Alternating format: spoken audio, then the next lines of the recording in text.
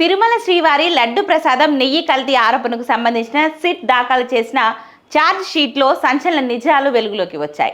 నెయ్యిలో జంతువుల కొవ్వు ఏమాత్రం లేదని సిబిఐ స్పష్టంగా తెలిపింది.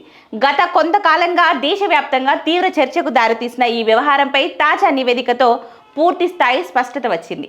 దీంతో ఈ వ్యవహారం తెలుగు రాష్ట్రాలలో హాట్ టాపిక్గా మారింది. కాగా టీటీడీకి సరఫరా చేసిన నెయ్యి నాణ్యతపై అనుమానాలు వ్యక్తమవడంతో ఈ అంశం రాజకీయంగా సామాజికంగా తీవ్ర దుమారం రేపింది.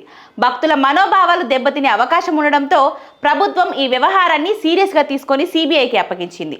సిబిఐ లోతైన స్థాయిలో దర్యాప్తు చేపట్టి నిజాలను వెలికి తీసే ప్రయత్నం చేసింది.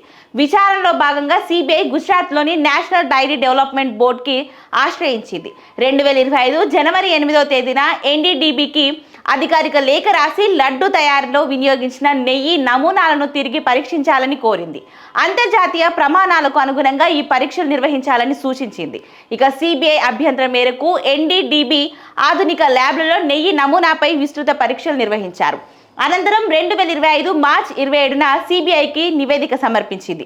ఆ నివేదికలో నెయ్యి పూర్తిగా స్వచ్ఛమైందని, జంతు కొవ్వు లేదా ఇతర కల్తీ పదార్థాలు ఆనవాళ్లు లేవని స్పష్టంగా పేర్కొంది.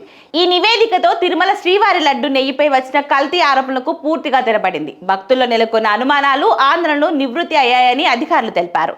శ్రీవారి ప్రసాదం నాణ్యత విషయంలో ఎలాంటి రాజీ లేదని, భవిష్యత్తులోనూ మరింత కఠిన ప్రమాణాలు పాటిస్తామని టీటీడీ వర్గాలు స్పష్టం చేశాయి. సిబిఐ నివేదికలో తిరుమల దేవస్థానం ప్రతిష్టకు భంగం లేదని స్పష్టం చేసింది.